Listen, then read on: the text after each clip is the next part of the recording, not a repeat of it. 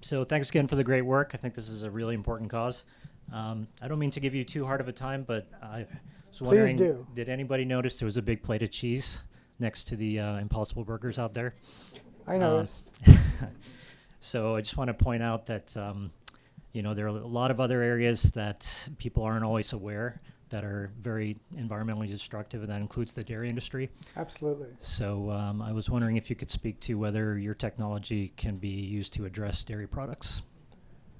Yes. So when we started out, we had almost an equal effort on dairy stuff. And then we eventually decided that it made more strategic sense for us to kind of really focus hard on a single thing to launch with. But in the course of doing that, I think we learned a lot, and we certainly learned enough to make me highly confident that we could make products that would be on a level playing field competitive there. One of the things that happened early on, soon after the company started, so I had been, before I started the company, I love cheese, but I don't eat it because I just stopped eating dairy foods like 15 years ago, whatever. But boy, do I miss it. And partly out of that selfish impulse, but also partly because I felt the same way you did. We have to figure this out. I was doing some work like a year before I started the company. I was just basically in my kitchen, really, testing some ideas for how you can make cheese out of, real cheese out of milk from plants. And at the time, just because of the more neutral flavor profile, I was using nuts as my substrate. Not that they had to be nuts, but I didn't want to have to solve the background flavor problem. And got it to the point where it was working well enough that through a connection, the CEO of Whole Foods got a sample of some cheeses. So we had a cheese that was kind of like in the category called soft fresh cheese, which is popular in Europe, not so much in the US, and something that's basically like a brie. It was a cheese with a white rind and kind of ripens in the middle and stuff like that. But it's entirely plant-based and super simple ingredients. It's just, in that case, it was almonds, water, salt, cultures, the same cultures you use to make dairy cheese, and an enzyme. And the trick was the enzyme, because I think you were saying, I don't know whether it was before this session, but casein is magic. So it turns out that there's a protein in milk called kappa casein that co-evolved with a protease that's in the stomach lining of every baby mammal, humans, everything. And they co-evolved. So the sole function, as far as you can tell from sort of the evolutionary signature of that protease, is to cut a single place in kappa casein, which triggers a conformational change, which causes milk to curdle.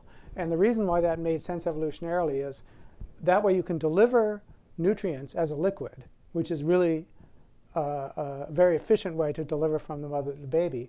But the human GI tract is not good at managing liquid contents, and they flow through too fast.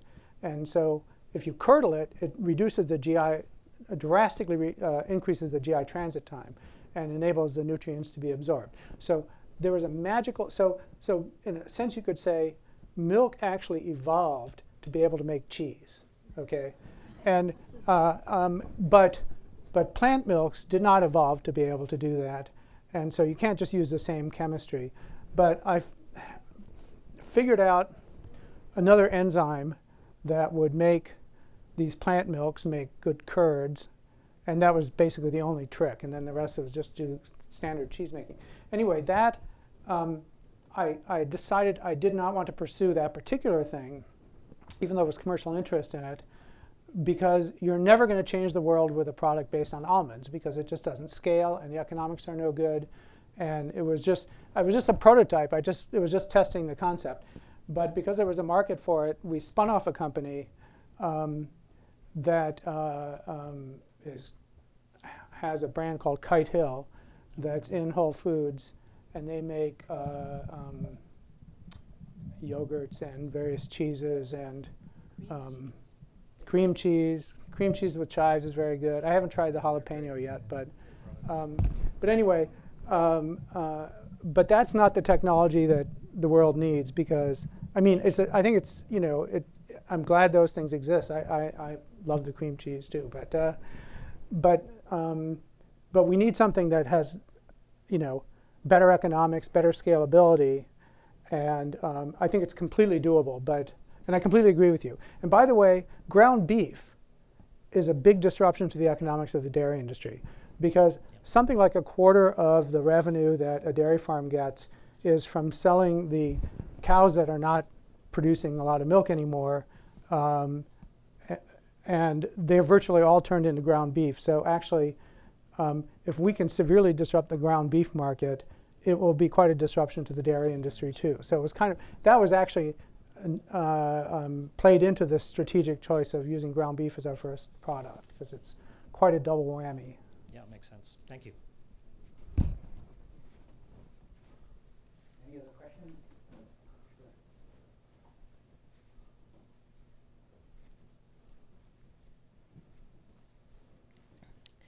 So a few years ago, I fed my husband's grandfather a plant-based hot dog. Mm-hmm.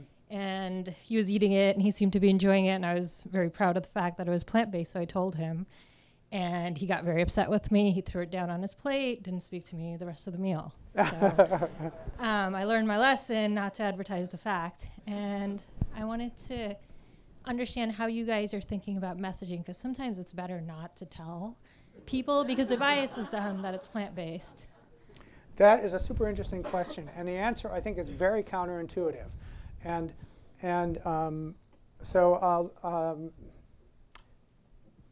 So we've done a lot of research on this, and I'm going to do a quick research in this room, because you did, so I got to do it. So first of all, don't be ashamed. Who here loves meat? Okay, who here loves meat in part because you value the fact that meat came from an animal, that the technology that was used to produce that meat was an animal? Raise your hand. Okay. Wow, there's actually such a person. And who here loves meat because it's delicious, nutritious, affordable, convenient, in spite of the fact that it was produced using an animal? Bingo. And all our consumer research says the exact same thing. And that hardcore meat eaters, who are never going to stop wanting to eat meat, love meat not because it's made from animals, but in spite of the fact that it's made from animals. And if there was a plant-based product that delivered the things that they care about, which is deliciousness, nutrition, affordability, convenience, and so forth, they would prefer it to be made from plants. And in fact, they would be, and this is really counterintuitive, they would even be willing to pay a premium for the exact same product, just knowing it was made from plants. So it's your grandfather is an anomaly in this, okay? And but for the vast majority of meat eaters, it's not an issue. Thanks. Do you think your grandfather, was it because it was an animal or because he was tricked? Well, so this was so he asked if it was because it was plant-based or because he was tricked, and I suspect, now this is, you know, my hypothesis is that this is somebody who was vehemently opposed to eating plants. He lived to the ripe old age of 90, ate hot dogs and burgers, and, you know, never thought that plants were a good thing to eat because I could eat meat instead. So I think it was just this bias that, you know, why are you feeding me a soy thing when you should be feeding me real meat? So. But yeah, and I'm sure that that your grandfather's not the only person who's sort of in that category, but my feeling is that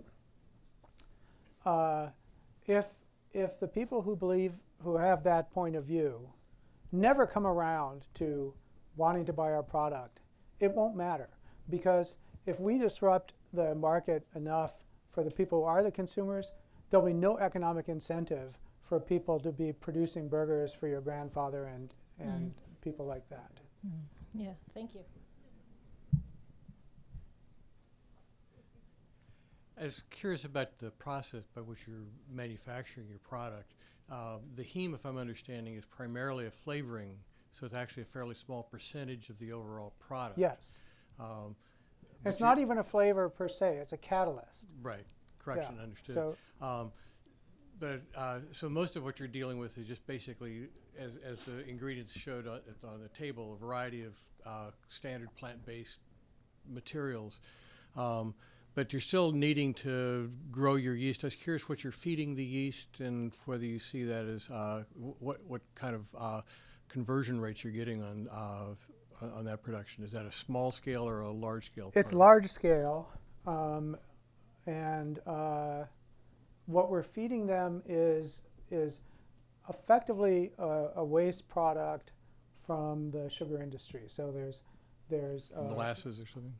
It's kind of like that, yeah. It's even less purified than molasses, but it's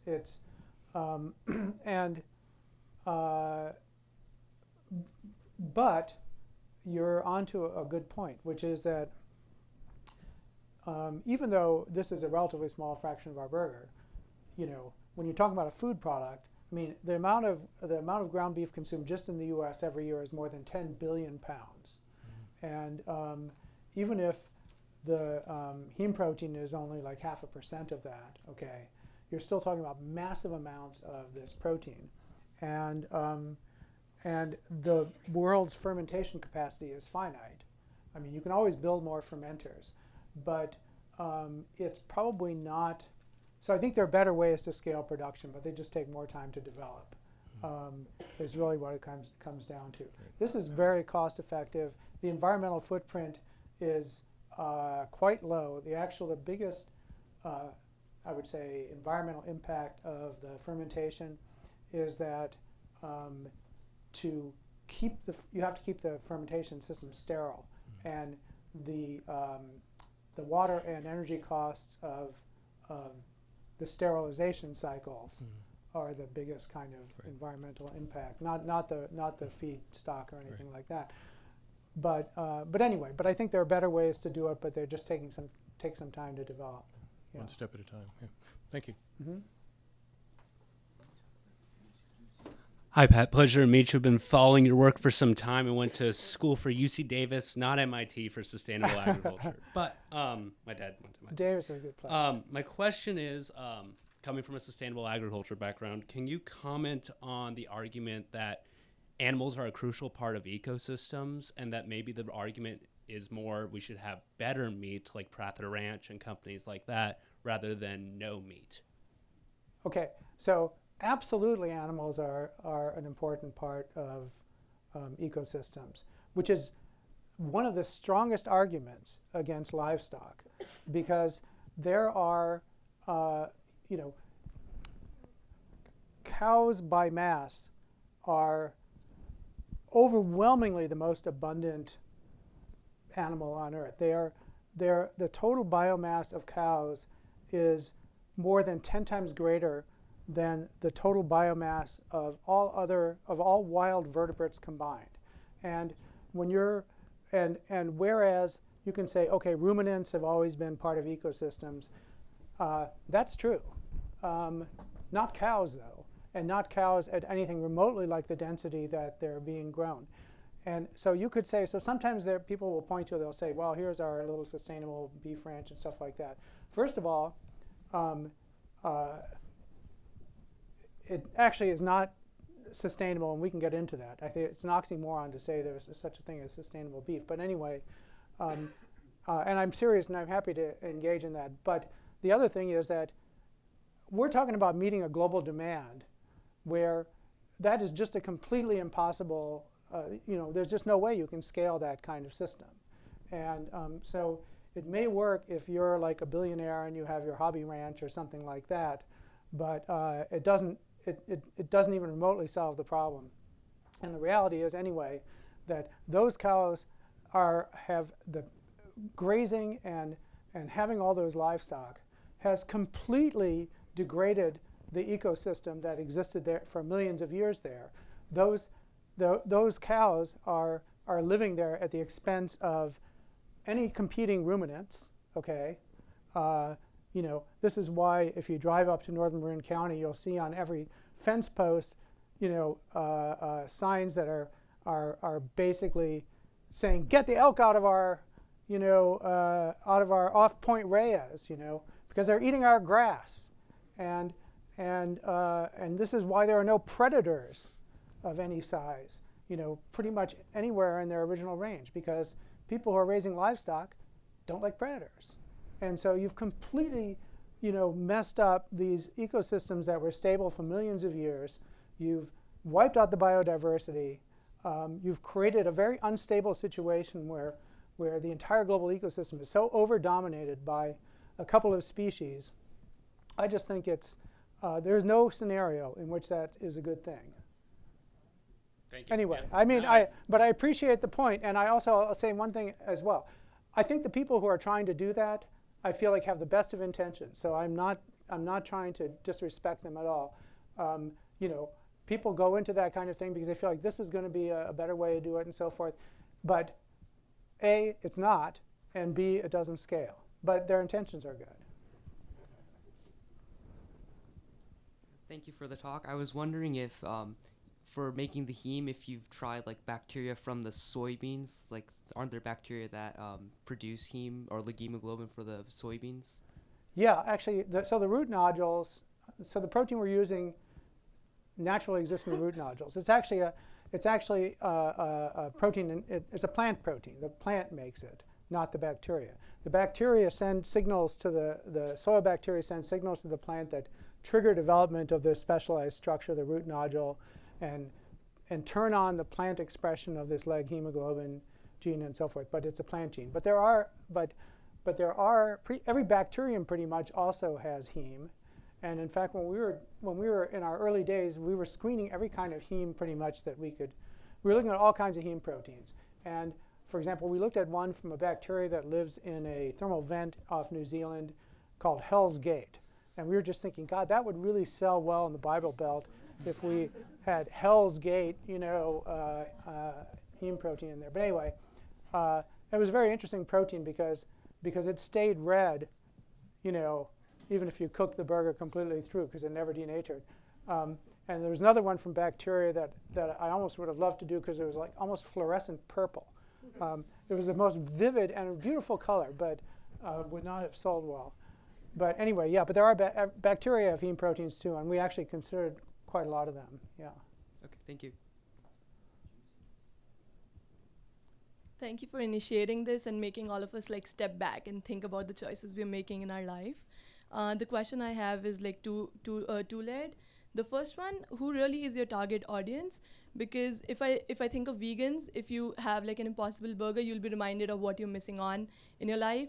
And if you think of like non-vegans like or meat eaters, they'll probably be like, okay, I have meat, why do I eat this? So who are you targeting?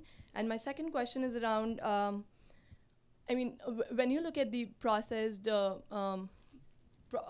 lab-based meats or like, or Impossible Burgers also, how does that stand against like more naturally produced stuff like jackfruit, which is picking up in the market, which is like people are saying that that's the most close unprocessed food that's tasting like meat. So what are your views on that, please?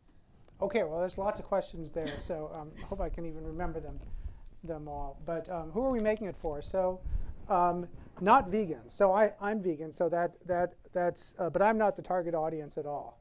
And it's only for people who love meat.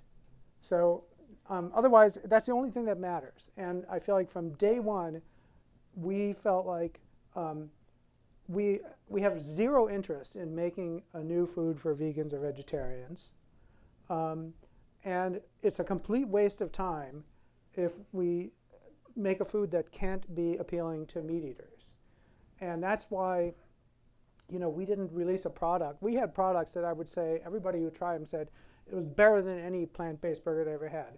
We felt like not good enough because we were testing with like chefs who are hardcore meat people.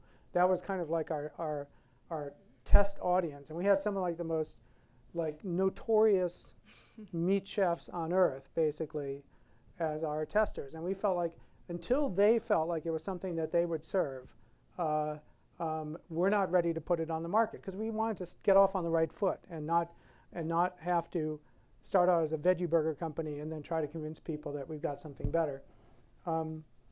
Okay. So and I love vegans. So I am. My wife is. And stuff like that. So no disrespect, but meat eaters, only meat eaters. How do we convince them to buy the product even though they can get meat from an animal? Well, we have to be more delicious, better nutrition, more affordable. It helps a little bit to be more sustainable. It's not a big driver, but meat eaters do care about sustainability. Not enough to stop eating meat. But the point of all those things help. So we basically have to have something that is a better value for the consumers, and then they'll switch. Just like people would say, well, we already have horses to pull our carts. Why do we need, why do we need some new technology, right? Mm. Well, if it does better, the answer is clear. Oh, jackfruit. Yeah, I'm not a big. I mean, I like I say, I don't eat meat. I'm the natural target audience for jackfruit. Got nothing against it. It doesn't wow me. It's fine. And I think the answer is, if meat eaters decided that jackfruit is better than the meat from a cow, and therefore they're going to switch over to it, I just go back to my old job, which I loved. But I'm not counting on that happening. Thank you very much. Sure. Thank you for being here, and congratulations on your progress. Thank you. I was curious, you mentioned the places we can get the Impossible Burger now, but I wondered if you could speak a little bit to your current distribution strategy as well as your forward-looking distribution strategy, especially at scale. Well, current distribution strategy is kind of a work in progress. We started out basically focusing very deliberately on restaurants that had a very widely recognized reputation for serving great meat and whose target customers were meat eaters and so forth, because we wanted to, when we launched, we wanted to send a very strong message that, delicious meat that satisfies these guys can be made from plants and all that. But that's a lot of work doing this on a one-off basis, and then we switched to working with some burger chains or some food chains and so forth, restaurants. So we're targeting restaurants to begin with, and I can go into the reasons for that. And we're going to be in restaurants and food service primarily, I think, for at least a while going forward. And the reason for that is it's a more curated experience for the customer. So most people who are trying our product for quite a long time going forward are going to be doing it for the first time. We want to have that experience be something where someone has taken the trouble to, because if you're a restaurateur, your livelihood depends on making people happy with the food, to prepare it well and serve it well and so forth, educate people about it. Secondly, when you go to a restaurant, you're more likely to be eating with a number of people, and so if one person orders it, you expose more people to it. And we just felt like at this stage, where the most important goal is building awareness, building people's sort of trust and liking of the brand and the product and stuff like that, that was a way to go. And there's 5 million pounds of ground beef served in restaurants every year in the US alone. And when our current production facility is at full capacity, it's going to be producing less than 0.5% of that, okay? So the size of that market alone is humongous. So we don't need to go outside of it just because we've run out of customers. But there are strategic reasons why we want to go into retail and go into other stuff. But it's so that will happen sometime in the next few years. But in terms of restaurant expansion, we have to get our costs down to go into the super mass market quick serve restaurants, and we're working on that.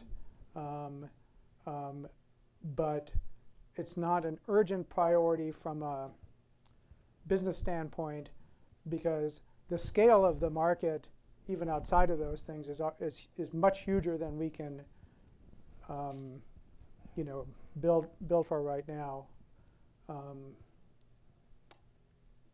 Was that your answer? Yeah. Yep. Thank you very much. Thank you. I appreciate your focus on scalability. It's very important given that we don't have a lot of time. Yes, exactly. My question is in relation to the distribution channels, and it would appear, based on what you've said, that your production methods might also lend themselves to being able to distribute the production, to actually localize production in a way that doesn't exist now with the meat industry, which has a lot of long distance travel and so forth, and it's very energy intensive just from the transportation aspect alone. So can you comment on that, whether it does fit the possibility of localizing production, and is that something that maybe in the long run you think might be appropriate? Yeah, okay, really good question. So one thing is that actually in terms of the environmental impact of the meat industry and even the food industry in general, transportation is a relatively small factor. I mean, greenhouse gas footprint, you take out transportation, the greenhouse gas footprint of animal agriculture is barely going to budge because it's almost all other stuff. It's deforestation, it's emissions from the animals and their manure and stuff like that.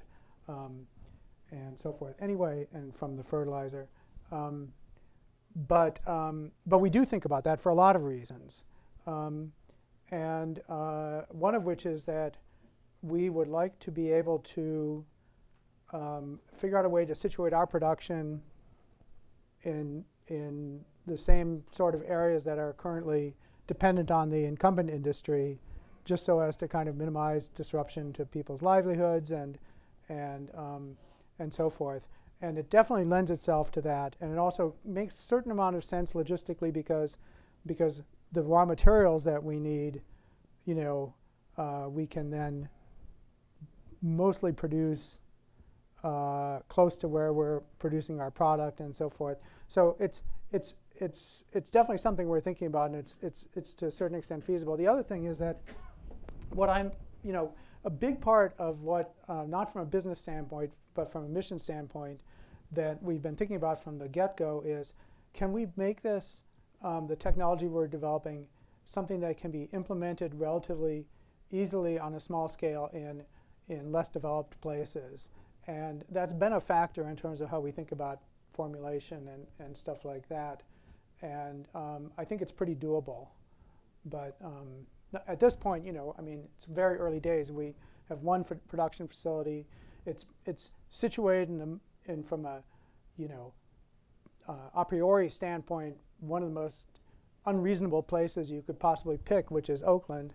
Oakland is wonderful, and they have a great skilled workforce and stuff like that. But that's just because it's close to here. But in the long run, I think that's going to be an important consideration. Hi there.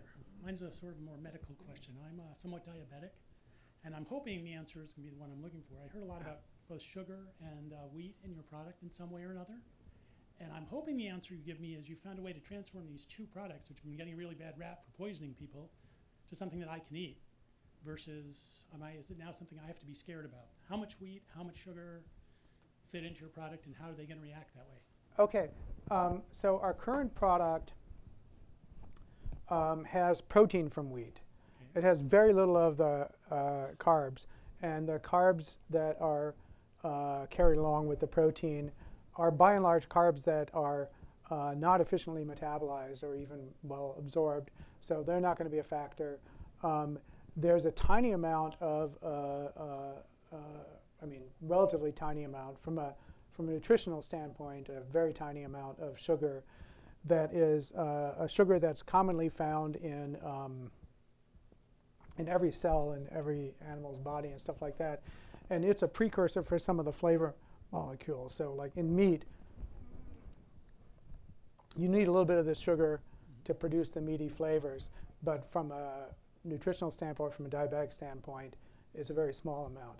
And we absolutely don't want to produce a product that, in fact, unlike a lot of plant-based burgers, which tend to have a lot of carbs, we don't want to produce a product that has a lot of carbs. Why? Any number of reasons. Number one, a lot of people who can't eat a lot of carbs rely on meat as an important food, and so we don't want to take that away from them. And secondly, a lot of people buy meat in part because they know it doesn't have a lot of carbs and it has a relatively high fraction of its calories from protein and stuff like that. So they won't like our product as much if it's got carbs. So anyway, so that's the current status of it.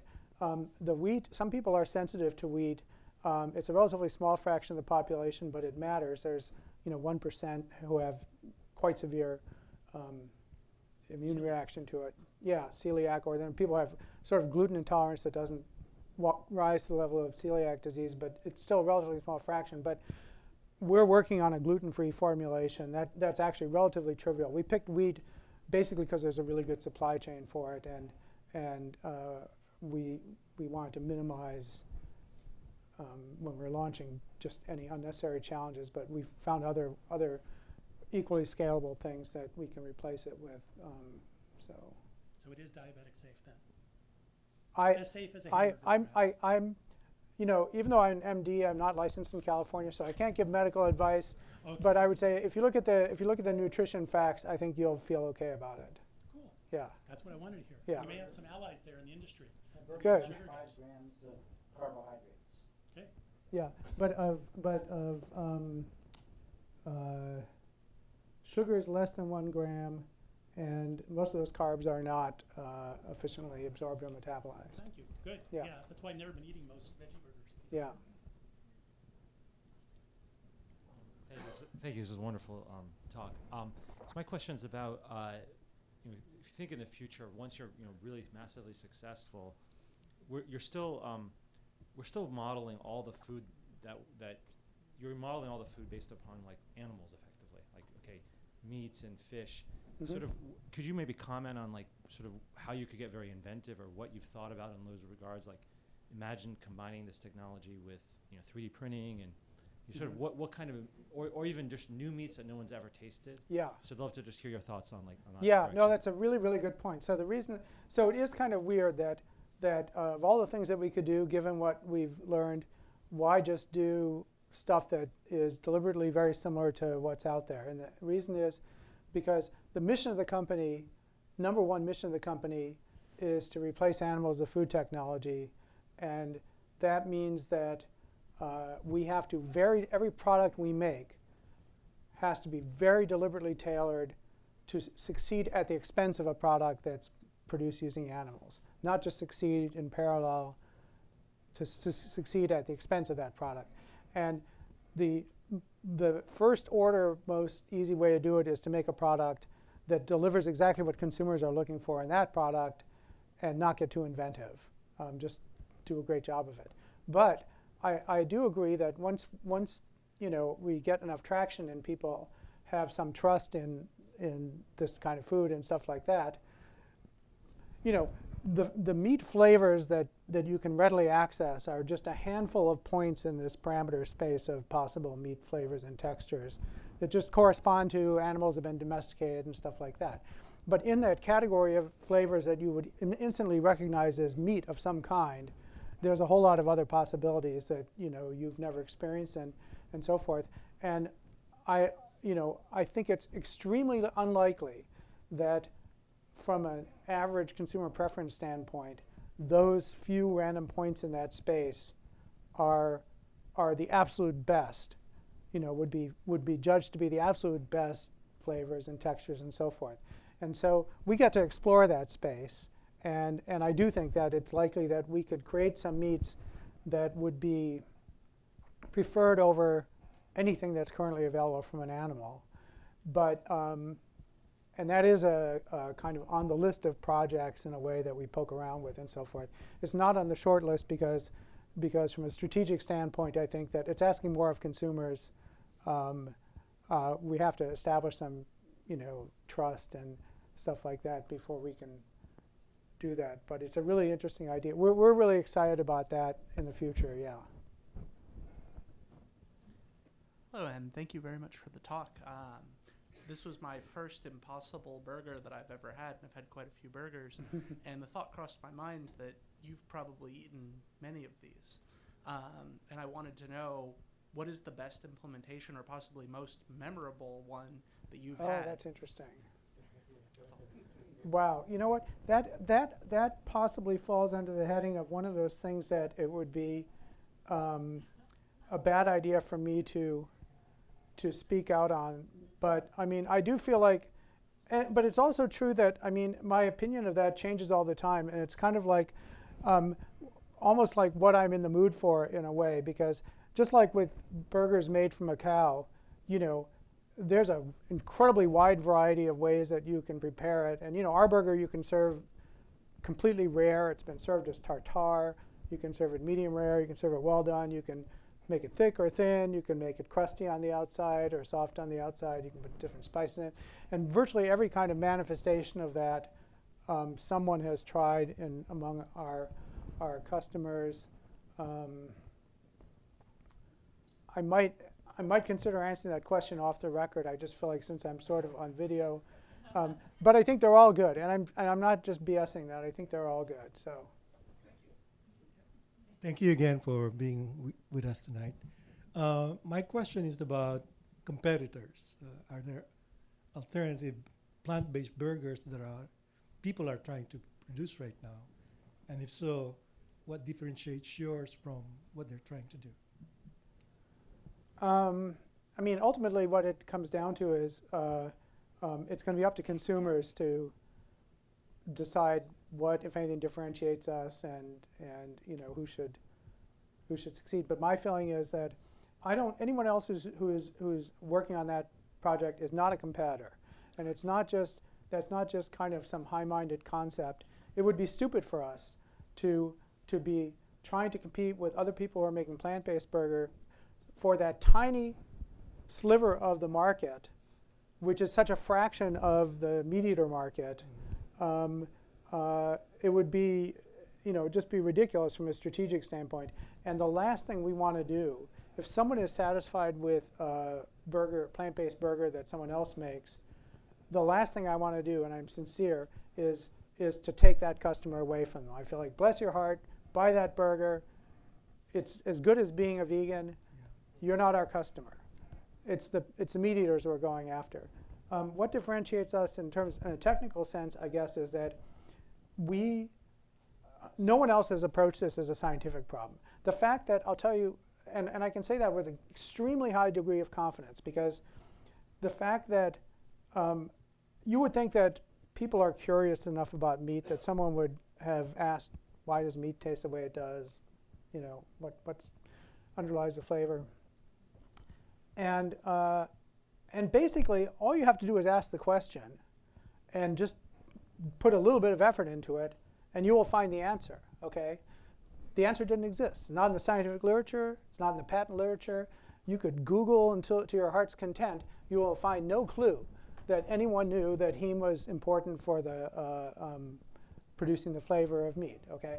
And the fact that we treat this as a hard scientific problem because I would say, unlike most of the plant-based burger companies that are basically see their customer primarily as someone who is looking for an alternative. We are going after customers who are not looking for an alternative. They're just looking for the best product they can buy, and that's a harder problem. And so we invested. We had, by the time anyone had heard of our company, we had like 80 scientists, R&D scientists working on this, because it's a hard problem. And as a result, we have a lot of IP. We have patents related to heme and other things. And I can say with pretty high confidence, you cannot make meat without heme, okay? Which means that you cannot make meat from plants without being Impossible Foods or you know, licensing it from us, which is. Just a quick follow-up. I've heard about Beyond Meat. Can you comment on that burger? I mean, Beyond Meat is a company that's making plant-based burgers, and they I can't really say much about the scale or how their business is doing or anything like that, but I'll say that we are not, we don't spend a lot of time thinking about competing with them, and I feel like, and I literally wish them nothing but success. Every customer that is satisfied with their product, that's one less customer we have to worry about. Yeah.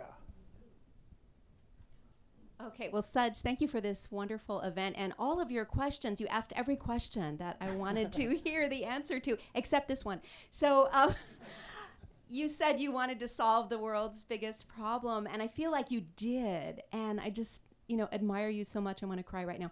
But I just wondered, how does that feel to realize, wow, we did this? I just wondered, what's that like? This is huge. Okay. Well, I mean, let me put it this way. There's a lot of things about what's happened so far that I'm very happy about. I'm happy about the scientific progress. I'm extremely happy about the people I get to work with. They're just absolutely the smartest, nicest, most collegial, motivated, mission-driven people you could possibly imagine. And I just literally, I feel like I thought what would make me happy getting into work every day was, I'm just excited about the mission and so forth. But I'd say it's at least equally as much I'm excited because I get to work with all these people that I love, really. So that's something that I'm super happy about. But in terms of did we do it, I'd say no. Right now, we are like in terms of the scale of the our production compared to the incumbent industry's production, we are less than 1/100% of the way there. And which in a way, I mean, and we have to get there fast. And so I feel like, and I'm confident that we will, and in a way it keeps it exciting because, if I felt like, okay, we're just going to coast the rest of the way, it would be boring. And we're not going to coast the rest of the way because there's so much more, to do. And every step along the way is a challenge. I mean, every strategic decision we make is a challenge. And we're thinking about all this kind of stuff like people coming after us and regulatory stuff and all the issues with growth and international and scaling and logistics. And it's, I don't think it's going to be easy for a long time. But anyway, that's good, though, and thank you very much. I don't think you're being very complacent. I hear you're iterating it 100 times a month on the flavor and the texture of this burger. So. Yeah, we don't actually revise our commercial burger 100 times a month, but we have 100 times a month. So multiple times a day, we have our R&D team is trying out new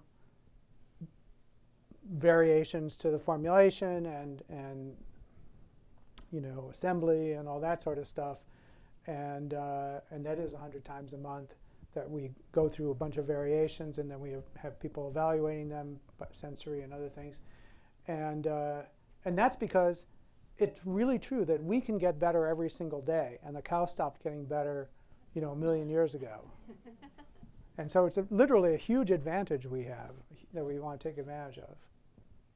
So basically, I have a kind of a scientific question. I hope this hadn't been asked because I was a few minutes late. Anyway, so the structure of heme from soya is actually slightly different, not exactly the same with the heme from like animals. So I wonder, this slight difference in structure, whether it will have health issues, and because from what I know is the nodules from the soya plant. I don't know whether it has ever been used, in medicine or any other things. Yeah, so whether it's safe in the long term. Yeah, so good question. So first of all, the heme itself, this is heme, by the way, is literally atom for atom identical. The heme in the protein we're using is atom for atom completely identical to the heme that's in your blood, that's in meat, and stuff like that. So that's not a difference. The thing that's different is that the heme in your muscle tissue and pretty much anywhere in any cell is bound by a protein. And your body has hundreds of different heme proteins, and plants have dozens of different heme proteins. And in your diet, you're eating probably 1,000 different kinds of heme proteins every week. And none of them have ever had any issues with toxicity or allergenicity or anything like that. So a priori, there's very little reason to be concerned. But the other reason not to be concerned is that we've done extensive toxicology testing on this protein, giving it to rats at doses that are a couple of hundred times higher than any sensible human would ever consume in the form of meat, with absolutely zero ill effects. So I'd say that unlike the overwhelming majority of proteins in your diet,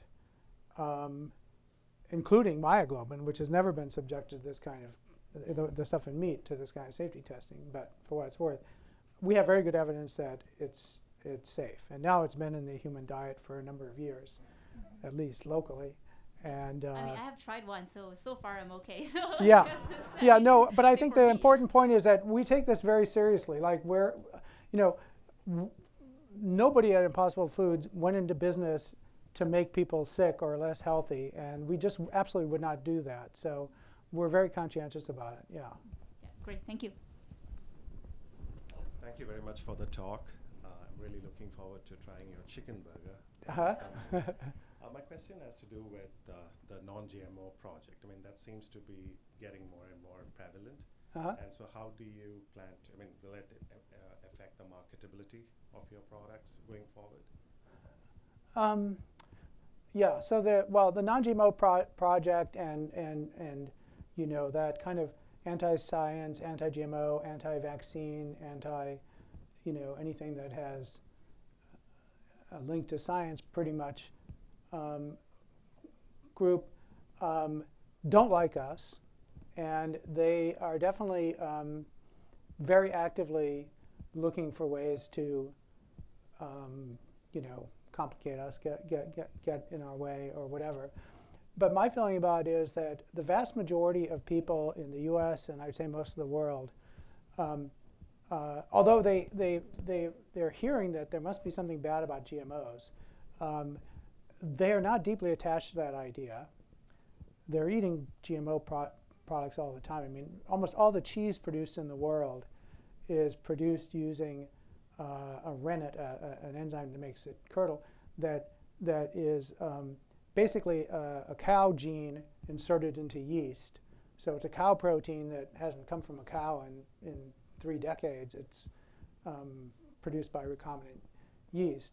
And if that ever became an issue, then the cheese industry in France and U.S. and everywhere else would crash. And there's a lot of that stuff that's in the system that I think people are, whether they say it or not, are comfortable with. But the way we've approached the problem is we get asked this question all the time. From day one, we have been beyond proactively transparent about the fact that we use genetic engineering to produce our heme protein, because we just feel like we have that is nothing to feel the least bit bad about. And if people ask us, whether that should be an issue, if we just simply tell them, here's why we did it. We're trying to solve the biggest environmental problem in the world. Right now, the way we're producing heme is we're pretty much covering the planet with cows and doing tremendous damage in the process. And we could be producing this heme by digging up soybean fields and releasing a lot of carbon in the air, but we found a really good way that has a much lower environmental footprint. It's actually safer than if we were getting it from root nodules of soybeans, because then we'd have to be fighting all the dirt and bacteria and stuff like that in the soil and stuff like that. It's literally, I mean, it really is a safer way of doing it. And all we did was we took a plant gene and put it into yeast to enable them to produce this protein. What's wrong with that? And I actually had a conversation with, let's say, someone who is one of the very top people at Greenpeace about this, and they're very kind of nominally anti-GMO. And she was, as soon as I kind of explained to her, she was like, oh, okay, that makes a lot of sense. And I think most people, very few people, there are fundamentalists, okay, who for reasons that I don't think I or they fully understand, are just never going to accept it. But I think the vast majority of people, you know, as soon as they actually think about it and understand it, it becomes a non-issue. And I don't think it's going to be a factor in our success. In fact, one of the first burger chains to serve our product, ironically, has on all their restaurants it says no GMOs. Okay.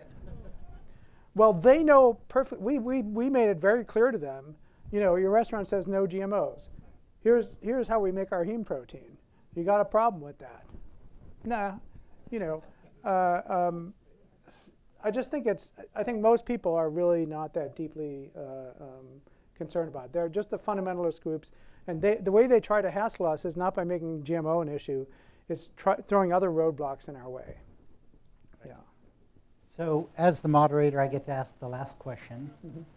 So it seems like you've successfully made this transition from professor to CEO. So how was that transition? And did you ever imagine that you'd be hanging around with David Chang and Tracy Desjardins at Davos? Oh, that's interesting. No, I did not. And I never was, I mean, I never was that interested in food, actually, and I certainly was never interested in business. I mean, I have nothing against business, and I have nothing against food, and I actually like food, but I never really thought much about it. I just was like, okay, food, good. So when we got into this world with all these great chefs, who I love, like most of the people at the company, you know, had heard of them, and they'd seen their cooking shows and all this sort of stuff, and I had no clue who these people were. So I was just so out of it in that world, and I'm still not that interested in food. I'm very interested in the food system. I'm very interested in food in terms of the science and in terms of what we can accomplish by working on food. And I like delicious food, and I love a lot of the people that are in the food industry. I never have, and I'm pretty sure I never will take a photograph of my dinner and post it on Instagram. And but anyway, so I was an unlikely person to do this, and but the transition has been easy. I mean, I had no angst about it whatsoever. I just felt like, okay, that's what I'll do. I mean, I love my job, but I felt like this is clearly a more important thing to do. And as long as I feel like I'm doing something that matters and is challenging and so forth, you know, I hated to lose, you know, not spend every day with my colleagues at Stanford and stuff like that. So there's things I didn't, you know, I missed, but and not being able to, anytime I have a scientific idea, to start working on it. But that's minor. I mean, like I said, no angst about it. I thought, this is what I want to do. This is the most important thing I can do. It's going to be a big challenge. Bang. Well, thank you very much.